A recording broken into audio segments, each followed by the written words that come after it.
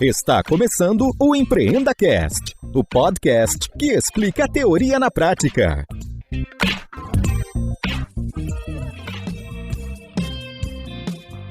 Esta temporada tem o apoio do patrocinador Verity, uma empresa focada em transformação digital e pronta para te auxiliar nessa jornada. Olá, amigos sonhadores, este é mais um episódio que a gente vai conhecer a teoria na prática. Está presente comigo na mesa do EmpreendaCast, Ari Costa. Tudo bem, Ari? Tudo bem, tudo certo. Vamos insuflar mais sonhos na cabeça de todo mundo aí. É isso aí. Se fosse falar em 144 caracteres o que você faz e você fez na vida, como que você ia resumir? Tô brincando, pode ser um pouquinho mais de tempo. Minha formação original é engenheiro e físico pela USP, né? Tenho algumas pós-graduações em qualidade em processos industriais, sou mestre em processos industriais, sou pesquisador e professor do Instituto Mauá de Tecnologia. Lá no Instituto Mauá sou responsável pelo Núcleo de Sistema Produtivo Inteligente, que é onde tem o demonstrador e onde a gente demonstra os conceitos da indústria 4.0 e onde a gente desenvolve alguns modelos de negócio que estão sendo impulsionados pelas tecnologias da quarta revolução industrial, tecnologias que mudam todos os dias, né? Então a gente tem que aprender a usar a tecnologia na medida que ela está desenvolvendo agora, o que é bem diferente das outras revoluções, né? A gente não tem, como nas outras revoluções, as tecnologias desenvolvidas para aplicá-las, elas estão sendo desenvolvidas e aplicadas ao mesmo tempo, e isso que é legal, isso abre margem para inovação e abre margem para fronteiras do empreendedorismo. Agora deixa eu te perguntar, nós estamos na quarta revolução. Você sabe a data de cada uma? A primeira foi do vapor. Podemos dizer que foi 1750. Na Inglaterra, um pouco depois dos Estados Unidos, mas foi uma revolução em que a gente chama de mecanicista. A revolução da engenharia mecânica, onde a engenharia mecânica, impulsionada pelo vapor, aliviou o braço do homem e começou a colocar os primeiros estabelecimentos comerciais. E, interessante, na sociedade ela provocou o êxodo rural, porque as fábricas precisavam de mão de obra que migrou para a cidade. Então, houve uma revolução tecnológica que teve um impacto industrial e um impacto social, né? No começo do século XX, nas primeiras décadas, quando a eletricidade ficou disponível, né, a eletricidade foi colocada também para aliviar o braço do homem, né? Mais ou menos entre 15 e 20, num matadouro na cidade de Cincinnati, foi usada pela primeira vez a eletricidade para fazer a movimentação das carcaças dos bois. Esse é tido como marco da iniciação da segunda revolução. Muita gente pensa que foi o Henry Ford. Na verdade, o Henry Ford, percebendo que aquilo poderia ser usado na linha de produção também de automóveis, usou o que o matador usou para fazer automóveis, né? Mas na verdade o começo foi lá, nesse matador. Estamos falando de 1800. Não, começo do século XX, na primeira década. Então, primeira revolução vapor, segunda revolução industrial a eletricidade, terceira revolução industrial a computação. Faltou uma coisa interessante. O que socialmente implicou a segunda revolução? A segunda revolução precisou de empregados especializados. Ela trouxe a estratificação do trabalho que não tinha antes, né, com supervisores, líderes, e, mais que isso, foi a semente da classe média, porque não eram nem os agricultores do campo e nem eram os donos, eram especializados. Então essa foi a estratificação da classe média. A terceira, eu não chamaria só de computação. Computação é um pedaço da terceira. É a revolução da informação. A teoria da informação e da comunicação é que deram propulsão à terceira revolução. E tem um marco significativo. Aliás, é uma brincadeira, porque esse marco tem a ver com um marco na minha vida também, depois eu digo por quê. Em 1969 foi lançado o primeiro controlador lógico programável, o Modicon. Esse é o marco da terceira revolução, usando a teoria da comunicação e informação para trazer um pouco de inteligência e um pouco de repetitividade com qualidade dentro das linhas de produção. Então as tecnologias da comunicação e da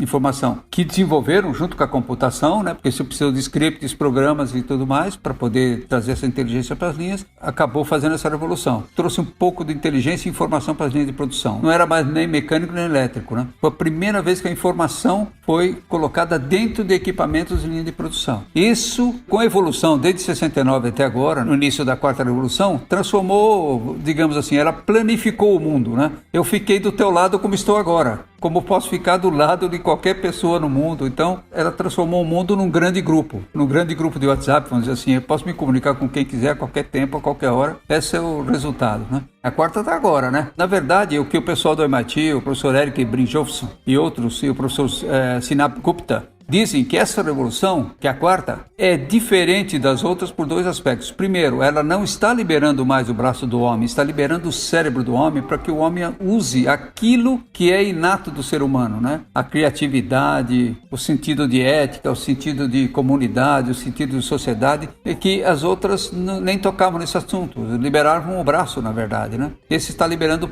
o cérebro, por isso que ela é mais fluorescente que as outras. E segundo, né? Essa é uma revolução que estão causando as transformações sociais no momento em que elas surgem. Elas não demoram para ficar maduras, e mesmo não maduras, elas já são utilizadas como projetos piloto, como, vamos dizer assim, como provas de conceito do que pode vir por diante. E a Gartner sempre publica uma curva do hype, né? E a gente olha para aquela curva e mostra diversas tecnologias que estão ali na excitação e depois a gente não sabe como aplicar a direita, cai ainda naquele desfiladeiro que eles chamam de desilusão, até que alguém ache uma aplicação e transforma elas maduras, né? Muitas delas estão ficando maduras em 2, 3 anos. Algumas que há 2, 3 anos atrás esperava-se que fossem 10 anos já estão maduras hoje. Então é muito dinâmico agora, né? As soluções estão aparecendo de uma maneira exponencial, graças a quem? A criatividade, a inovação e, principalmente, aos empreendedores que acreditam em como fazer isso. Então, o empreendedorismo, junto com a inovação, é a chave para essa evolução. Agora, deixa eu te falar, Ari, você acha que a gente está longe de uma quinta revolução? Ou é uma loucura aqui? Seria doideira? O que poderia ser a quinta revolução? Os carros voadores? Mas isso é tecnologia, né? Uma quinta revolução implica numa transformação, né? O carro voador não é uma transformação, é uma decorrência. Vai existir, né? Meu pensamento, e segundo alguns autores, mas eu vou dizer a minha opinião e posso ser contestado por isso, mas é o seguinte: a quinta revolução é o que no Japão estão chamando de sociedade 5.0. Trazer o homem de volta para o centro das ações. A tradução da quarta revolução para a indústria 4.0 tem logo no seu início dizendo o seguinte: a máquina segue o ciclo do homem, ou seja, o homem está no centro. Só que isso é uma transformação, né? Já a sociedade 5.0 quer trazer o homem no sentido amplo, né, da amplitude do ser humano dentro das revoluções, né? Então a sociedade 5.0 tem que trazer os valores essenciais do ser humano para o centro do negócio. Essa é a primeira coisa que eu sei que seria uma semente da 5.0. Mas a 5.0 deve ser o que está preconizado aí pelo Fórum Econômico Mundial, ou no livro do Klaus Schwab, ou em diversos outros livros, né? É que é o seguinte: nós estamos fazendo na quarta revolução a revolução da experiência, das plataformas, das interfaces e da jornada do usuário, né? Então o usuário manda no processo e a interface faz viajar, né? Esse é o sentido da quarta revolução, é a experiência e não o produto, né? Então os bens estão tendo o seu valor não pelo conteúdo de matéria, mas pelo conteúdo de experiência que aquela matéria, com a inteligência proporcionada com as tecnologias impulsionadoras, levam ao usuário. E a gente fez essa fusão do mundo físico com o virtual para ter essas experiências imersivas, né? Mas está faltando o quê? É a próxima etapa, que também o Raymond Kurzweil diz, né? A gente cria uma capacidade através da tecnologia, essa capacidade faz com que a gente avance. O que está faltando? Trazer o mundo tecnológico para dentro do mundo biológico junto com o modelo virtual. Então acho que a quinta revolução pressupõe que os mundos físico, biológico e virtual estarão fundidos a serviço do homem.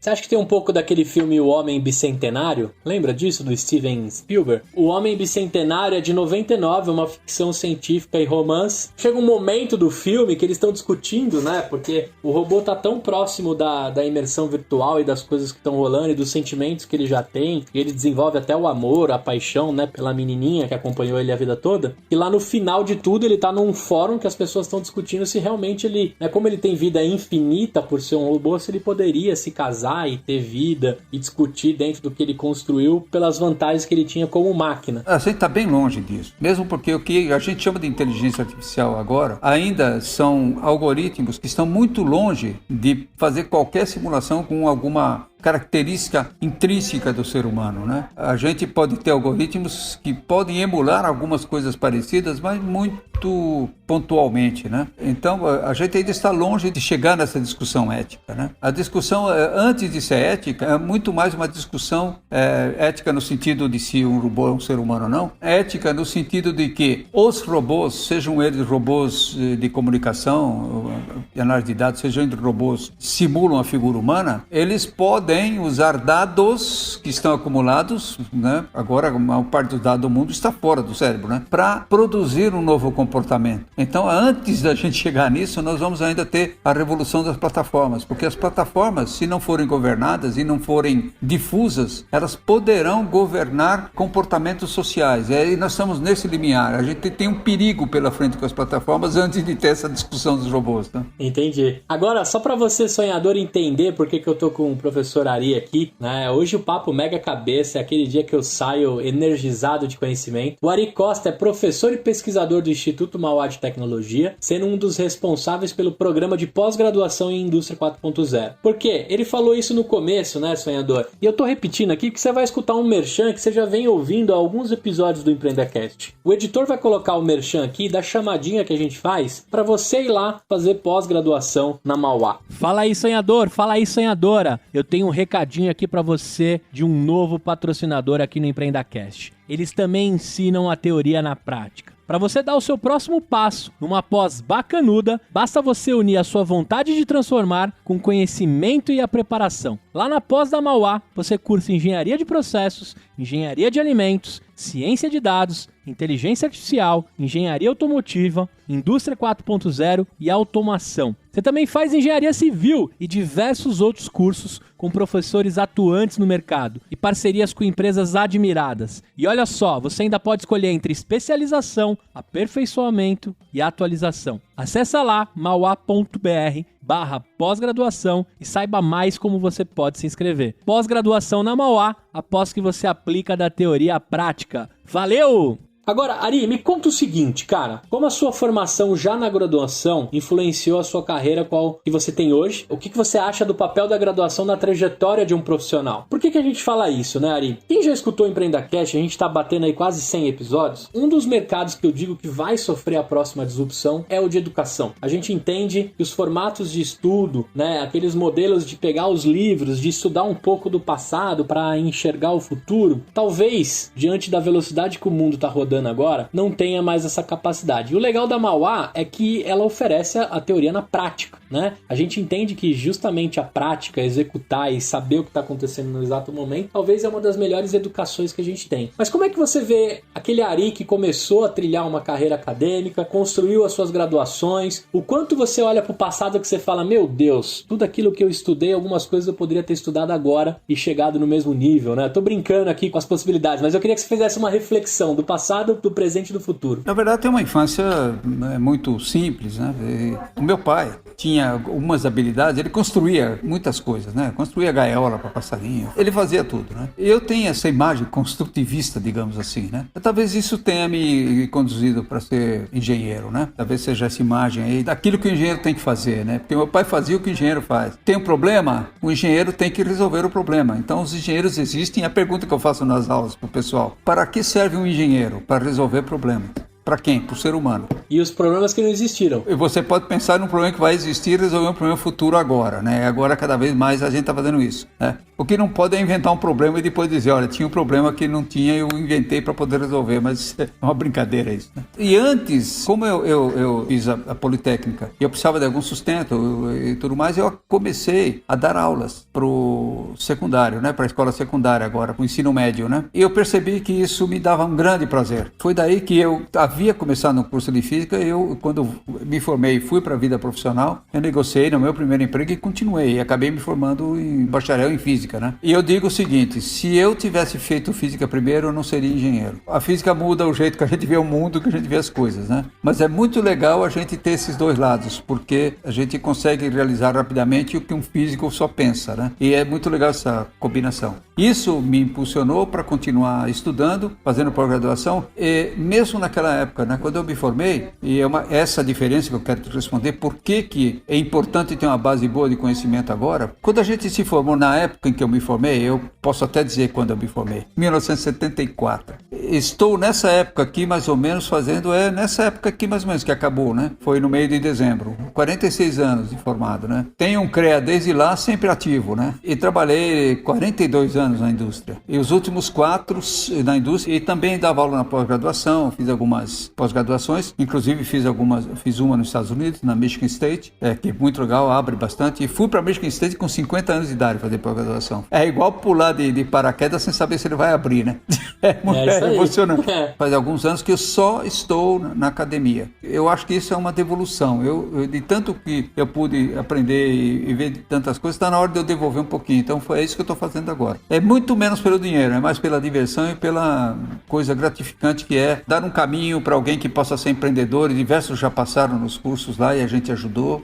É isso que é legal. E olhar no olho desses alunos e perceber esse cara vai fazer uma coisa sozinho, ele vai progredir. Outros foram feitos para ser intraempreendedores, né? E alguns foram feitos para ser simplesmente funcionários de carreira. Então a gente começa a aprender a detectar. Isso que é legal. E esses que são empreendedores, a gente propõe trabalho de conclusão de curso que se possam transformar em negócio logo em seguida. E isso que é legal. E muitos deles se transformam. E isso que é bom. Então a gente acaba fazendo acaba colocando esse pessoal no ninho, né? E fazendo com que nasça um empreendedor aí. O TCC na Mauá, então, é montar uma startup, é montar uma empresa. Não necessariamente uma startup, uma empresa, um CNPJ. Tem uma regra na Mauá que é o seguinte: se você vai fazer alguma coisa de TCC, tem que ser alguma coisa com a indústria, algum serviço com a indústria, algum produto com a indústria, algum conhecimento que a indústria possa fazer num curto espaço de tempo. Não venha com coisas simplesmente para terminar o teu ano, e não venha com coisas que não são possíveis de fazer depois que você entregar. Então, essa é a regra básica. Se não for industrializável ou serviçável,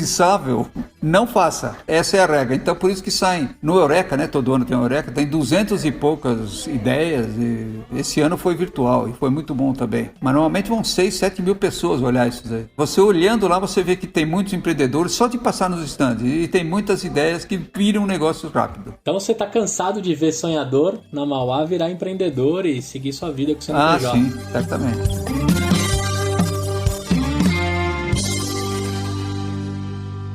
E aí, sonhador, tudo bom? Tô trazendo aqui um recadinho da nossa patrocinadora, a Bluefields Dev. Acessa lá, bluefieldsdev.com. Eles estão com um site novinho e com muita coisa do novo posicionamento e da forma de trabalhar. Os caras estão aí dominando o assunto transformação digital nas empresas. Então corre lá, www.bluefieldsdev.com, e dá uma olhada no que eles estão aprontando.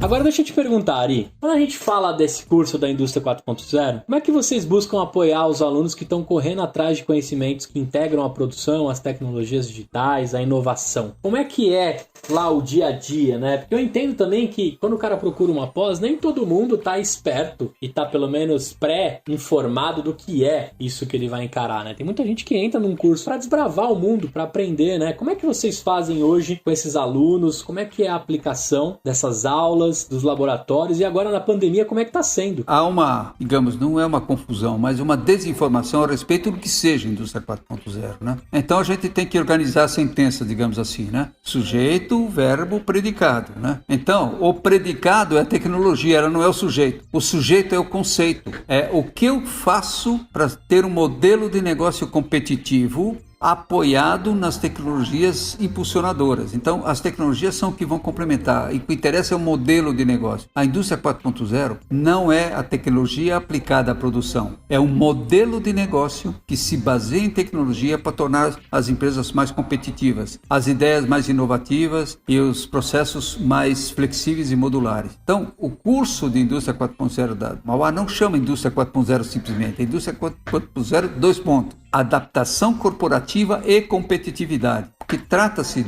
de moldar uma mudança que existe no mundo para a cultura e para a organização que você está imaginando ter ou vai trabalhar. Que não adianta nada eu ter a melhor tecnologia do mundo se a cultura da empresa não aceita, se a organização da empresa não reage. Então, a gente primeiro ensina, você está no limiar de um novo modelo de negócio. Um novo modelo de negócio que vai usar as tecnologias habilitadoras da Revolução 4.0 para te tornar mais competitivo. Como como é que você fica mais competitivo? Primeiro, com conhecimento. Conhecimento vem de onde? Vem de informação. Informação vem de onde? Vem de dados. Os dados vêm de onde? Das coisas. Daí a internet das coisas, de todas as coisas. Por isso que a internet das coisas é uma das tecnologias bases para isso, porque ela te permite tirar dados de produtos, máquinas, embalagens, seres humanos, processos, etc., e transformar isso em informação contextualizada. Essa informação contextualizada, analisada, transforma em conhecimento. O conhecimento te dá base para tomada de decisão mais assertiva. Então, primeiro conceito do 4.0 é um modelo de negócio. Segundo conceito é uma aprendizagem com base nos dados.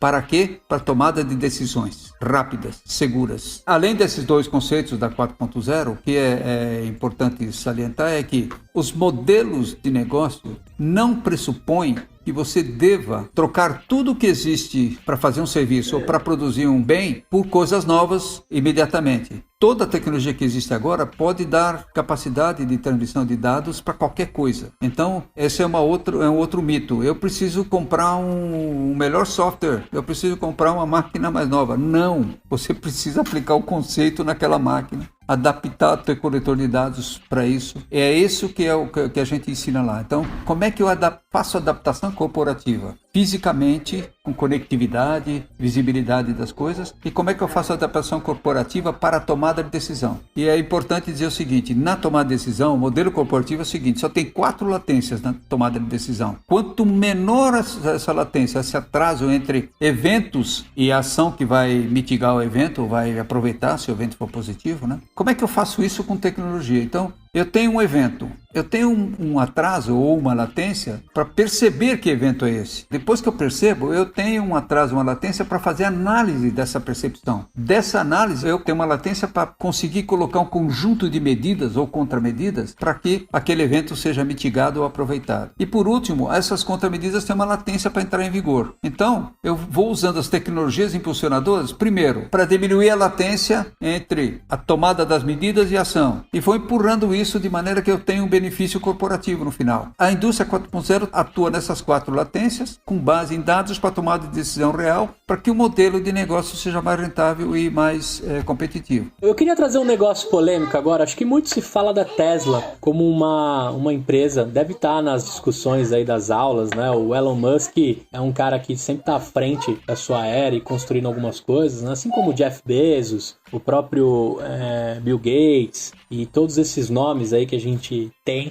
né, que de alguma forma olharam um pouco mais para o futuro com um pouco mais de carinho. Mas eu sempre uso um slide nas minhas apresentações, nas minhas palestras. Em 1974, o dono da Gurgel estava fazendo um carro elétrico. Não sei se você lembra dessa história, o quanto ele foi boicotado pela indústria do petróleo quando ele tentou montar lá o carro elétrico. Claro, a gente falou aqui da experiência, né? A Tesla é muito mais que um carro elétrico, né? O Elon Musk coloca lá uma pitadinha de experiência. As pessoas compram o carro até mesmo sem saber como eles vão ser. Mas aí eu fico questionando e converso com as pessoas. Será que a gente está vivendo realmente um momento de inovações ou de experiências? Eu queria saber se você lembra dessa história do Gurgel e como ele foi perseguido pela indústria de petróleo e se aquilo já não era em 74, né, 3 anos antes da Microsoft nascer e de tantas coisas. Como é que aquele cara conseguiu, de alguma forma, aplicar revendo algo que estava ali estagnado, né? Talvez já todo mundo baseado no petróleo, na construção, e ele apareceu com aquela solução. Tem algum sentido o que eu tô falando? Assim, será que a gente, com o tempo, foi esquecendo as coisas que a gente fazia e agora realmente a gente tá nessa linha que você falou de botar a lupa na experiência, na jornada, na construção? Porque me parece que as coisas que a gente tem hoje, né, eu vejo muito pela internet também, a roupagem nova das coisas que já existiram, né? O Spotify dentro de uma fita de áudio, o Netflix dentro de uma fita cassete, que talvez alguns alunos seus nem saibam o que é uma fita cassete e nunca nem viu um lambi-lambi escrito transforma sua fita cassete em DVD. Olha que loucura, né? A gente viveu essa fase. A gente vê as novas roupagens de coisas que foram inventadas há muitos anos atrás. E eu sempre puxo esse lance de ser um brasileiro, né? De ter construído uma parada tantos anos atrás, que ele não conseguiu emplacar por vários N motivos. Mas aí quando a gente põe a lupa agora, parece que a gente está valorizando coisas que talvez, né, já foram inventadas há muito tempo e a gente não deu talvez o devido foco para isso. Faz sentido o que eu tô falando? A gente vive um pouco também de complexos aí das coisas que estão sendo feitas, tem hype para tudo. Eu não sei se a gente também não tá gourmetizando, né, o status escapismo, né? Essas paradas assim me preocupam um pouco também. De coisas que já existiam há muitos anos, né? É legal ler um pouquinho o que o Raymond Kurzweil diz sobre o ciclo da tecnologia, né? A gente tem os beginners, e depende da época, os que começaram com uma nova tecnologia. Quando é que o fax foi inventado? Antes da guerra lá. Onde é que ele apareceu, né? Muitas tecnologias que tem já foram pensadas antes. Acontece o seguinte, os early adopters, digamos assim, eles vão sofrer de alguma maneira, primeiro, a resistência de quem é mais conservador e diz, não, isso não vai funcionar, né? Mas tem uma outra coisa, porque dependendo do bem, tem um poder econômico que não quer mudar o status quo. Se você junta esses dois, né? O tamanho do inovador, na época, não tem a capacidade de vencer esses lobbies, né? Então foram as duas coisas. Pensar no carro elétrico é bem antigo mesmo, é bastante antigo, né? O problema é como é que eu viabilizo isso e como é que eu causo uma mudança em toda uma cadeia de valor que já está estabelecida e economicamente tem um peso para empregos, no PIB e tudo mais. Isso é complicado. É outra coisa. Em 73 aconteceu a crise do petróleo, lembra? Não lembro, mas sei. Eu lembro. Eu sou de 87, mas eu sei. Então, isso motivou logo em seguida algumas pesquisas. Vai acabar o petróleo, não podemos ficar na mão. Então, isso deu um input, né? Então é sempre assim, a necessidade é a mãe da criatividade, né? Isso fez com que em diversos lugares do mundo novas fontes de energia começassem a ser pesquisadas de maneira mais incisiva e novos modelos para consumo de combustíveis fósseis também fossem pensados, né? Foi daí que surgiu essa ideia. Só que na sequência, a crise não era tão assim, acharam o petróleo em diversos lugares, o Brasil teve o azar, eu digo azar, explico por quê. Teve o azar de achar no pré-sal, porque senão o Brasil seria um dos líderes de tecnologia limpa atualmente, porque estava desenvolvendo um programa muito legal, e quando a gente acha muito petróleo, a gente se acomoda e sente em cima do barril, né? Mas ainda tem um caminho grande. Então é uma conjunção de fatores. Tem que ter alguém que teve ideia, como motivada pelo que seja, e começar. Só que ele vai enfrentar um lobby, né? O Elon Musk está numa posição mais confortável, porque o debate sobre sustentabilidade, aquecimento global e sobre as mudanças climáticas está fervendo, né? E esse assunto está na pauta. Então, um grande campo para desenvolver isso é as montadoras que eram defensoras do petróleo, e a indústria do petróleo controlava bastante, já não tem isso. Todas as montadoras estão fazendo carro elétrico, né? Então, é a massa crítica. É sempre assim. Agora vai chegar na hora da massa crítica. E esse é um dos pontos de inflexão da quarta revolução. Em 2025, 10% dos carros do mundo deverão ser elétricos. Esse é tido como ponto de inflexão para a mudança de fontes renováveis, né? Assim como, por exemplo, em 2025, prevê-se que o primeiro órgão transplantável será produzido por uma impressora 3D, um fígado, que é o mais simples. Então tem diversos pontos de inflexão. Então agora a gente enxerga no futuro próximo pontos de inflexão. Em 74, só grandes visionários enxergavam isso. E os visionários são igual Nostradamus, né? Se o Nostradamus falasse para alguém lá, olha, daqui a 500 anos vai ter um negócio que vai voar, que vai pesar 500 toneladas, vai sair daqui para um lugar que vocês não sabem que existe ainda, o cara ia ser queimado na fogueira, né? Então, às vezes os visionários só são reconhecidos fora do seu tempo, infelizmente. Grande João Gurgel, fica registrado aqui a admiração. Ele foi um visionário. Um dos grandes empreendedores do Brasil, uma pena que eu não consegui a tempo, né? Ele faleceu há alguns anos, não consegui trocar uma palavra com esse cara, mas um visionário de fazer carros compactos, elétricos. Gurgel era feio demais, né, Ari? Era muito feio o Gurgel, mas poxa, o cara tentou, né? Isso que é legal. Mas deixa eu falar uma coisa, ele fez um sistema de produção diferente, que depois foi adotado, né? Ele não era uma linha contínua, eram linhas circulares, e no fim, se você entrar numa fábrica agora de caminhões, não for falar de qual fabricante, as linhas são circulares.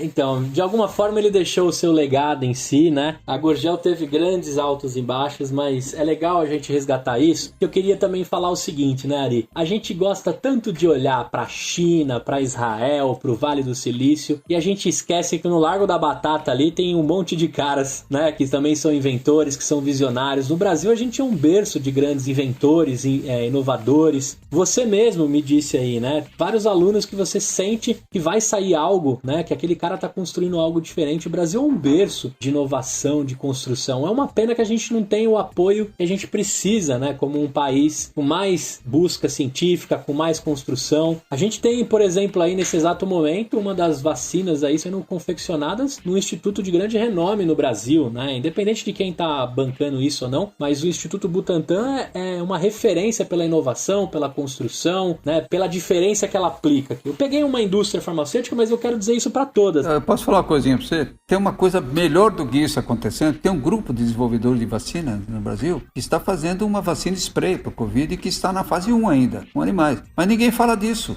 Fala dos outros. Imagina se isso dá certo. Não tem ninguém fazendo isso. É um spray nasal. E eles já estão fazendo em animais agora, que é a fase 1, né? Isso é pouco divulgado, né? Não sei se você sabia disso, mas é pouco divulgado. Não sabia. Até legal saber aqui. O ponto que eu toquei aqui até porque a gente pinta um quadro e lá fora a gente tinha uma bola de cristal, né? Eu lembro que meu pai dizia assim, cara, você quer uma bola de cristal? Vê o que tá acontecendo nos Estados Unidos e daqui a pouco vai acontecer aqui. Eu lembro isso de garoto. E muita gente fazia os copycats da vida, né, que a gente chama, né, olhar algo que deu certo nos Estados Unidos e replicar no Brasil. Foi assim com a compra coletiva, foi assim com os softwares de economia compartilhada e tantas outras coisas que acabam nascendo lá e a gente passa e copia. Mas eu não acredito mais que são 5 anos e nem que é uma bola de cristal, né, a gente tá num momento que a informação é tão próxima, como a gente começou o nosso papo aqui, né, a informação é tão próxima, a informação é tão perecível também, né, antigamente a gente guardava aquele conhecimento, eu lembro dos meus tios que eram os famosos cabeções que eu falava, né? Esse meu tio é muito cabeção, né? Ele manja muito, cara. Eu sentava aí, né? A gente ia pras chácaras, eu sentava e deixava meus tios falando e ficava, né? Cara, será que eu vou ter todo esse conhecimento? Será que a minha cabeça cabe tudo isso? O problema não é que a gente viveu mais, né? Esse é o problema. Também tem essa. É o DNA, data de nascimento avançada. Acaba acontecendo isso. É verdade. Só a gente não se acomodar, né? Eu toquei nesse assunto porque, assim, tá saindo grandes talentos lá na Mauá, né? Sim. A gente tá aqui diante de um professor que tem conhecimento pra dar pau em muitos outros do mundo aí, mas dá pau no bom sentido de dizer assim, tão bom quanto, e na língua portuguesa, dentro de um país nosso, né? Então eu venho há muito tempo aqui no EmpreendaCast falando assim, cara, não precisa ir pro Silicon Valley não, cara, vai pro Potato Valley, ali no, né, na boca do metrô Faria Lima, e vai trocar uma ideia com os caras que estão saindo de lá, vai trocar uma ideia com os caras que estão sendo mentores de startups, que estão saindo ali do Potato Valley, né? Eu acho que a gente também tem um complexo aí, acho que alguns chamam de complexo de vira-lata, né, de achar que as coisas daqui não são tão boas quanto lá fora, mas eu quis de propósito tocar nisso para entender de você, o que você tem visto até com seus 42 anos de indústria, né, quando você decidiu bater a última vez o cartão, que acho que era digital, tomara, né, ou você fazia naquele... Eu fui um privilegiado, eu nunca bati cartão, cara, eu sou um privilegiado. Nunca bateu cartão. Porque se eu batesse eu ia ganhar muito mais do que eles me pagavam, eu sempre sei. É melhor eu não bater. Hashtag, né? Ainda bem que não ficou registrado, nem em furos e nem digitalmente. Mas o que você acha disso, cara? Você acha que as fontes estão lá fora mesmo? Eu tô meio maluco, meio nacionalista, assim. O que você acha disso, cara? Eu não tenho dúvida que a gente tem competência e é capaz de desenvolver. Mas eu vou dar 2 exemplos, né? Tem um consórcio internacional do Grande Telescópio de Magalhães, né? A Mauá está desenvolvendo um sistema de posicionamento da lente do telescópio. Por que não é os Estados Unidos, não é a Índia, não é a China? Porque tem capacidade aqui. O Brasil está num programa de nanosatélites junto com o Japão e com a Europa. A Mauá já construiu o nanosatélite, está lá, se você for olhar, construiu. E foi o desenvolvimento de alunos orientados, dos professores, que se tornou no nanosatélite e ele vai ser lançado ano que vem. Para fazer o quê? Para mapear as baleias no hemisfério sul. E cada vez que ele passar em cima do Instituto Mauá, vai descer as informações da baleia, de onde elas estão, localização, quantas, tal, etc. Isso foi feito aí, tudo aí, do zero, né? As placas quadricore, o sistema de inércia do satélite para posicioná-lo com a antena virada para o lugar certo, é um sistema inovador. Foi feito em parceria com a França, aqui na Mauá, com alunos e com um orientador. Então, esses alunos vão ter uma capacidade de inventar um negócio, fazer um negócio de inovação, né? Então, o problema aqui no Brasil não é simplesmente que nós não sabemos, é ter no DNA da gente esse incentivo, de ter essa vontade de ensinar e formar alguém. A gente tem capacidade, né? Como a Mauá tem um DNA de conversar com a indústria sempre, né, e de fazer coisas que se tornem industrializáveis, a gente tem uma conexão rápida com a realidade, né? Isso, às vezes, é contra a política de promoção dos nossos cientistas, que tem que publicar bastante. E o que eles fazem? Eles publicam artigos de ciência pura. A ciência pura tem que ser desenvolvida pelos grandes institutos, né? Mas nós precisamos de soluções no Brasil agora. Precisamos fazer o que a China faz. Tem pesquisa pura? Tem, mas eu preciso transformar muitas das coisas que estão próximas de ser transformadas em realidade em coisas que a sociedade aproveita agora. É isso que o Brasil precisa. Competitividade. Então, a gente tem que olhar para isso, né? E formar gente que seja capaz de fazer isso, né? E formar essa mentalidade, né? De buscar inovação e não ter medo de inovação, né? O erro é uma bênção. Você aprende com o erro. E esse é um outro aspecto da indústria 4.0. O erro é fonte de conhecimento. É isso aí. É o que eu falo muito nas palestras, né? Eu tive o privilégio de trabalhar numa garagem de inovação dentro da Sul América Seguros. Hoje eu sou um dos heads da transformação digital lá. E o tempo que eu fiquei dentro da garagem, eu chamo de privilégios, mas não mais privilégios, porque isso tem que acabar. A área de inovação não pode ser um departamento, não pode ser uma sala. A inovação tem que ser para todas as mesas, para todas as pessoas. A inovação tem que permear toda a organização, tem que estar na cultura, na estrutura da organização. Isso, e eu falo que foi um privilégio porque a gente era ali um departamento com 8, 9 pessoas, que encarava o erro como aprendizado, que a gente mostrava a sala de troféus, mas a gente mostrava a sala de derrotas, que é muito maior que a sala de troféus, né? Pra gente encontrar uma inovação, que foi o reembolso digital, que nem é tão uma grande inovação, né? A gente digitaliza papel, mas de uma roda, de uma catraca que era bem pesada para você receber um reembolso médico, né? Negócio demorado, com correio, com chatice. Pô, a gente fez pelo aplicativo, tira foto, passava numa OCR, validava, já até aprovava alguns automaticamente. Não é uma grande inovação dentro do mercado dessas grandes empresas inovadoras, mas dentro do meu mercado de mais de 100 anos de seguros, era uma puta inovação. Mas, cara, quando eu conto desse projeto pra galera, eu falo, cara, se eu te mostrar quantas coisas eu joguei fora antes desse projeto emplacar com todo o time que construiu, se o CEO descobrir, e bom que agora ele apoia a gente, mas se ele descobrir o tanto de dinheiro que a gente colocou no ralo pra acertar esse dinheirão, talvez a gente não teria tido esse apoio. Então, de alguma forma foi um privilégio, né? Mas a gente entende que agora, né, como transformação digital, isso tem que estar em todas as mesas, isso tem que estar em todas as pessoas. Por isso que cursos como esses e pós-graduações são importantes pra gente pegar, talvez, algumas pessoas que vêm com alguns bloqueios pra destravar, né? Pra trazer inovação pras empresas. E eu te falo isso porque é muito legal, né? É um trabalho de formiguinha. Você que conhece a indústria e conversa muito, você entra em locais que você fala, meu Deus do céu, como é que eu vou trazer inovação aqui dentro? Isso. Né? Onde é o pontinho que eu faço a injeção da inovação para ela se propagar? Você precisa descobrir o lugar certo, né? E é um lance muito mais cultural, né? O meu discurso lá na Sul América é que uma transformação digital é 99% sobre pessoas e 1% sobre tecnologia. Sim. É muito do que a gente falou, né? É o framework, é o modelo de pensar, é tudo isso. A Mauá tinha um currículo que excedia o que o MEC pedia para dar um diploma de engenharia. O que o Mauá fez? Começou a revolução alguns anos atrás, mais de 5. Né? A primeira revolução é a seguinte, nós vamos transformar tudo em laboratório. Isso está em curso. Agora tem 2 laboratórios para cada sala de aula. Né? Já foi 1 a 1, então continua a demolição da sala de aula e das paredes. 2, o laboratório não tem propriedade. Quem puder criar um laboratório está aberto, seja quem for. Se for um administrador que vai criar um laboratório que é de engenharia, beleza. Se for pessoal de design junto com o administrador no laboratório de mecânica, tudo bem. Porque o privilégio da criação não está na profissão, está na atitude e na facilidade de você ver. Então não existe o laboratório com a fotografia do professor com a família lá. O laboratório é de quem pedir para usar. Que legal. Então tem uma gestão articulada. Essa é a primeira coisa. Outra coisa, não ter paredes mais. E as paredes que tiverem que ser imóveis para eu poder conectar a qualquer momento 2 ambientes e formar uma outra coisa. Isso ajuda, porque aí quando você entra num ambiente desses, as paredes do seu cérebro começam a ser quebradas também. Essas são as piores paredes de quebrar. Demora mais. Por isso que está 5 anos, né? Então, essa revolução permitiu que 20% do currículo fosse tirado e convertido em projetos e atividades especiais em que qualquer aluno de qualquer curso pode fazer qualquer atividade especial de qualquer curso, inclusive yoga, língua portuguesa, teatro. E isso é legal, porque isso muda o jeito das pessoas se relacionarem e de criarem e de inovarem. Isso está sendo muito legal. Então, todo ano tem uns 50, 100 cursos de projetos de atividades especiais em que é feito no tipo de mentoria. Os alunos se inscrevem, formam um grupo de 15 e um mentor lança um desafio inovador e você fala, agora o problema é esse, vão resolver. Semana que vem vocês vêm aqui e façam perguntas para mim. E vocês aqui vão trazer. Então, isso está ajudando a formar novos empreendedores e novas pessoas. Só que isso tem que ser feito em todos os lugares. Eu imagino como é que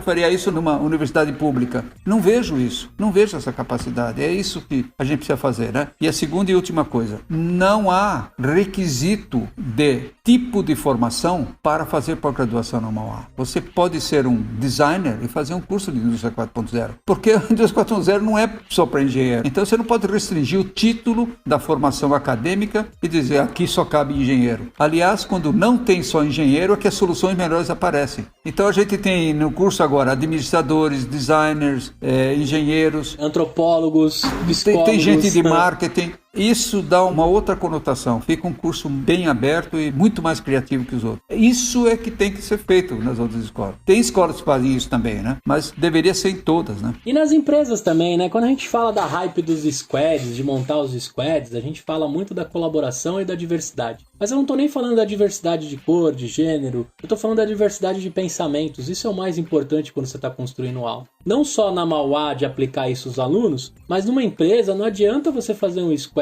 só com um modelo de pensamento, porque aquele squad vai andar no caminho que todos querem andar. Se não tiver um cara tentando mudar o caminho, bifurcar, né? Se a gente usar a licença poética de bifurcar o caminho, de talvez regredir para depois dar um salto, né? As coisas não acontecem. E eu também tive o privilégio de trabalhar numa garagem com uma galera tão diversa de pensamentos, em idades, em gêneros, em conhecimentos, né? Isso também eu acredito que é a forma de você construir coisas diferenciadas. Legal saber que a Mauá aposta nisso, porque eu gostaria de ter tido uma formação num modelo de colaboração, de diversidade de pensamento, esquecer um pouco o que foi escrito e olhar mais o que precisa ser feito, né? Botar a mão na massa, construir, testar, né? Estamos falando aí de nanosatélite, estamos falando de uma série de coisas construídas dentro do instituto renomado, né? Eu fiquei muito lisonjeado de trabalhar direto com a Mauá aqui dentro do EmpreendaCast e não só conhecer você, Ari.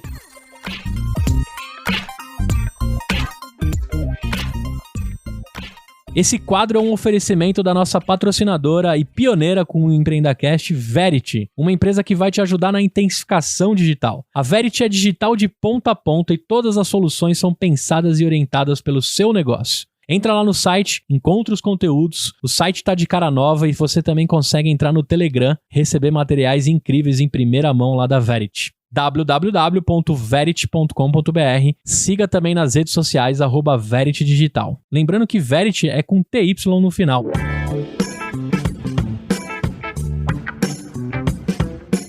Agora, eu queria te perguntar o seguinte.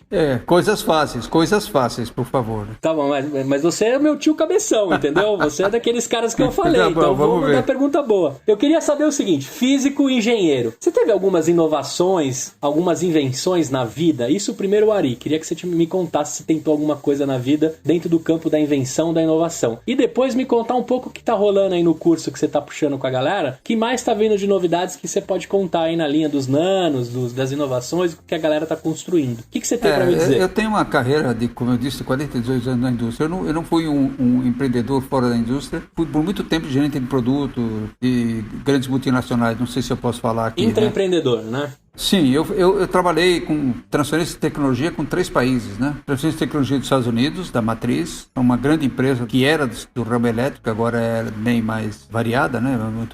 Tem mais negócios, né? Fiz transferência também de uma empresa sueca e recentemente aí, em 2000, um pouquinho antes de eu me dedicar só à vida acadêmica, a partir de 2015, eu fiz uma transferência de inovações da Alemanha. Isso ajuda bastante porque você acaba incorporando determinados métodos de pensar para poder fazer inovações, né? Eu posso dizer, juntamente com uma equipe, né? Eu liderei a transformação de todos os produtos de uma determinada área dessa empresa elétrica que eu trabalhei para utilizar um componente que não era biodegradável e transformar todos os produtos que usavam componente biodegradável e que, quando sob a ação de calor intenso, viram agente laranja, né? E são bioacumulativas, nunca vão embora, né? Isso foi muito legal, me deu uma satisfação muito grande porque a gente conseguiu desenvolveu junto com alguns pesquisadores do Japão, mais com alguns pesquisadores americanos. A gente fez uma inovação e transformou esse, que era um líquido, né? Que era um dielétrico, transformou todos os produtos. Isso foi uma revolução. Foi a primeira empresa que fez isso no Brasil e depois as outras seguiram, né? Isso foi muito legal. Eu não sei se eu posso dar detalhes, mas são equipamentos de alta tensão, né?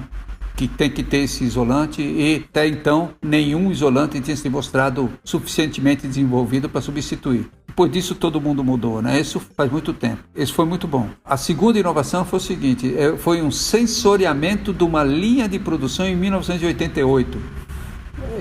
quando ainda existia aquele computador da Prologic, o CPM400, nós construímos plaquinhas eletrônicas para transdutores de pressão, para transdutores elétricos, e era um monstro as placas naquele tempo, né? E a gente conseguiu dados em tempos reais para controlar o processo, produzimos tudo isso localmente, desenhamos as placas, desenhamos tudo, procuramos os transdutores, incorporamos e a gente conseguia em tempo real saber como estava o processo. A gente tinha defeitos em porcento. Quantos por cento perdemos, né? Depois disso está tudo implantado e ter tudo muito bem azeitado, até o teste final ficou automatizado, né? A gente conseguiu defeitos em partes por milhão e conseguimos ser os primeiros qualificados na VDE para exportar para a Europa produtos em classe mundial, em 1988. Que legal. A gente fazia equipamento de alta tensão e de baixa tensão. Conseguimos modificar toda a linha de baixa tensão para eliminar o líquido e fazer tudo seco. E de modo modular, de maneira que eu tinha peças únicas que montavam diversos tipos de produto. Eu conseguia, com 3 tipos de bobinas modulares, fabricar a linha inteira e tudo com material reciclável. Isso foi uma outra coisa, quer dizer, tem algumas outras coisas, mas isso foram coisas legais, né? Tem na área elétrica aí, mas eu tenho recentemente nas orientações que eu fiz, né? Tem algumas que estão lá no forno esperando a solução, deve entrar agora, mas tem uma que eu gostaria, que é o meu projeto, que seria talvez a minha missão agora na minha vida. Né? Porque ele vai impactar na área da saúde e na chance de viver para algumas pessoas. Em 2017, a gente recebeu um desafio da Unifesp, está responsável pelo grupo de transplante da Unifesp, né? Da Escola Paulista de Enfermagem. A gente fez uma reunião e eles, a gente gostaria que alguém desenvolvesse uma embalagem para transporte de órgão para transplante que não causasse tanta perda. Não sei se você sabe, a gente perdeu ano passado 12% dos órgãos por mau acondicionamento, ou seja, quantas vidas foram perdidas por causa dessas perdas? Perdidas ou então a chance de ser recuperada foi atrasada, né? Mas alguém perdeu lá na frente, né? Quase 1.000. Isso não pode continuar assim, né? E aí a gente eu lancei o desafio para um grupo de TCC, eles desenvolveram junto comigo um conceito, eu ajudei bastante no conceito e eles realizaram, né? Apresentamos lá para a Unifesp e foi muito legal. E a gente conseguiu um protótipo no nível TRL, não sei se o pessoal sabe disso, é o nível de maturidade tecnológico 3, ou seja, ele já tem a função crítica, mas ele ainda não foi provado num ambiente mais relevante. Ele no protótipo até que pode ser que funcione, mas na vida real talvez não, né? A gente tem que levar esse protótipo para um nível 7, que é na beira da comercialização. No ano seguinte, mais um grupo se interessou, nós fizemos uma evolução. Em 2018 a gente parou um pouco, né? A gente buscou financiamento e tal, e é difícil, você sabe que é difícil. Mas esse ano nós fomos muito felizes. O grupo lá junto com a Unifesp mostrou todas as inovações, inclusive transporte com drone, não tem muitos detalhes aqui, onde a inovação era um ponto de desempate, né? 1.190 projetos, a gente ficou em 12º, a gente obteve o financiamento para transformar isso num produto comercializável. E uma empresa se interessou e a gente está construindo esse projeto, estamos começando a fazer agora, financiado, e vamos ter essa embalagem para transporte de órgãos aqui no Brasil. E eu apresentei isso no Congresso Brasileiro de Transporte de Órgãos, um pessoal de fora, inclusive dos Estados Unidos, aí eu perguntei se eles tinham alguma coisa desse tipo. Eles falaram, olha, nós temos lá, mas nada se compara com o que vocês estão tentando fazer aqui, é totalmente diferente. Isso vai fazer um sucesso no mundo, se vocês fizerem isso rapidamente. Esse é o legal. E foram ideias que viraram uma startup que vai ser incubada dentro dessa empresa. Então, tem outros projetos assim, por exemplo, aproveitamento de rejeitos de plásticos e rejeitos de fibra de coco, de fibra de madeira, para fazer peças técnicas, paralamas, essas coisas, né?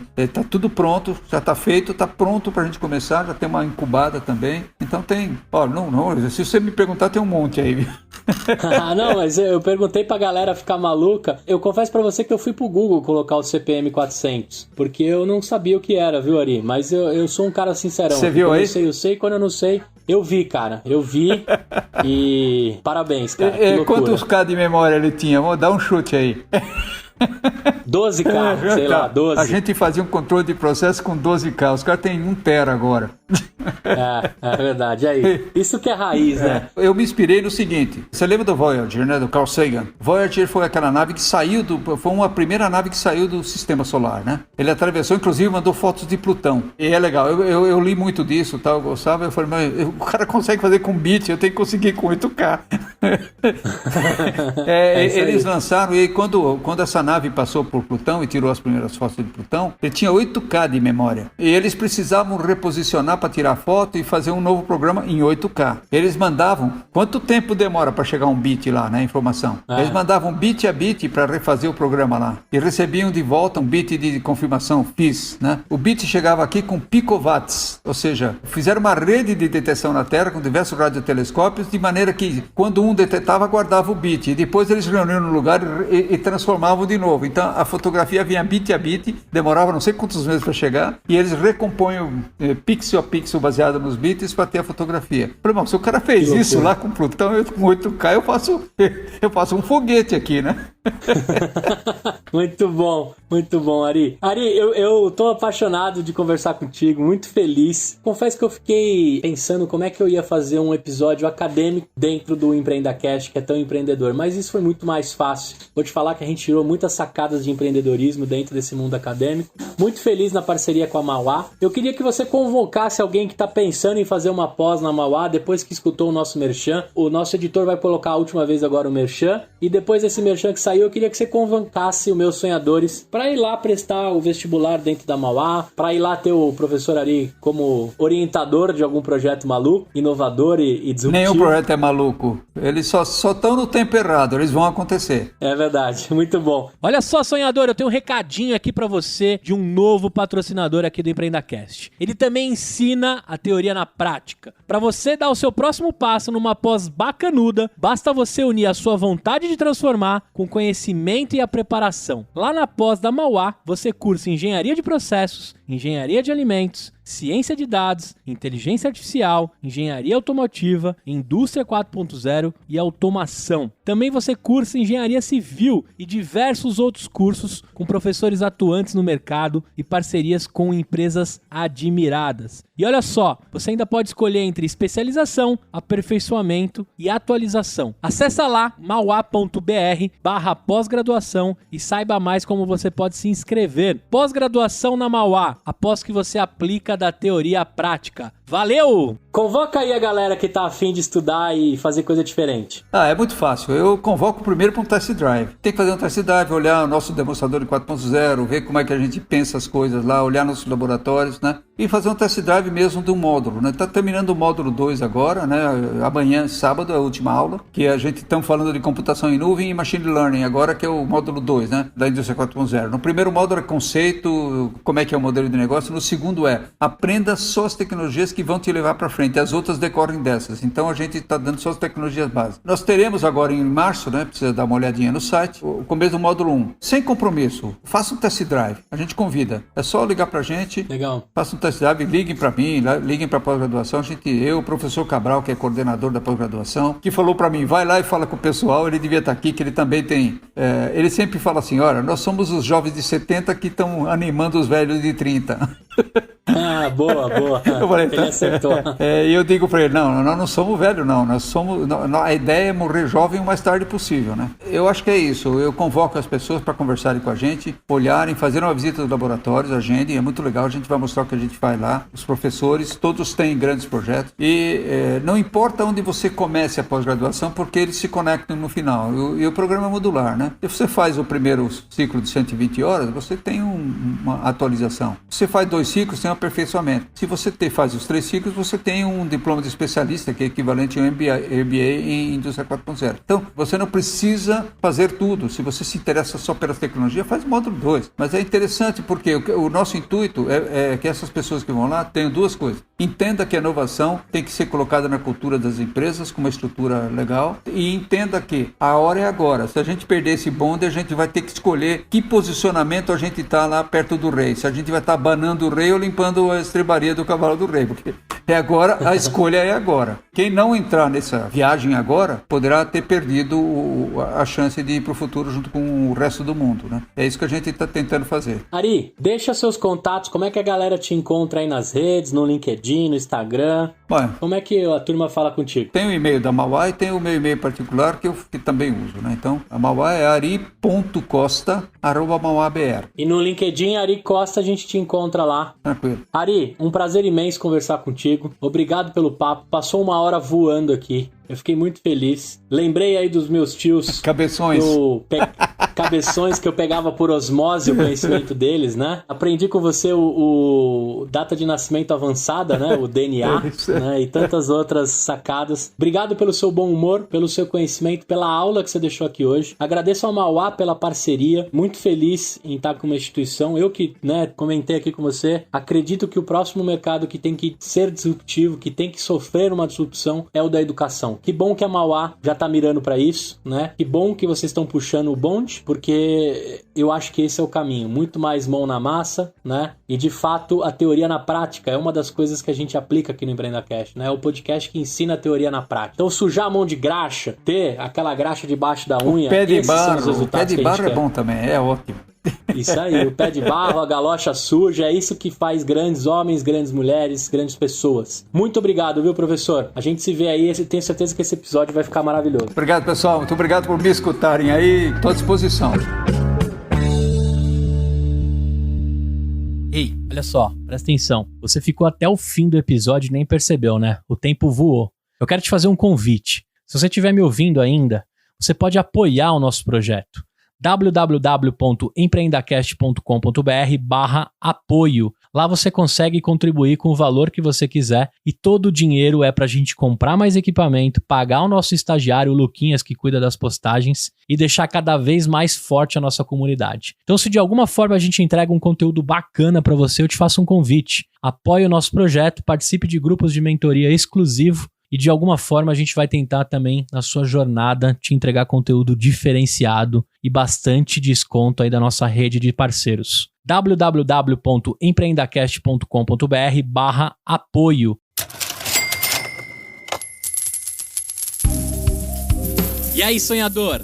Abriu ou vai abrir seu CNPJ? Você vai precisar de uma conta. Pare de sofrer com os bancos tradicionais. Chegou a Conta Simples, uma conta 100% digital feita para pequenas e médias empresas que precisam agilizar e não podem perder um segundo desse tempo tão precioso. A Conta Simples é muito fácil de usar e é feita para você e para sua empresa. Olha só, não vacila e abre sua Conta Simples lá em www.contasimples.com/EmpreendaCast. A gente já conversou com o CEO dessa empresa e dá para você saber muito mais detalhes de como aproveitar e ter uma conta feita de verdade para sua empresa. Valeu, sonhador!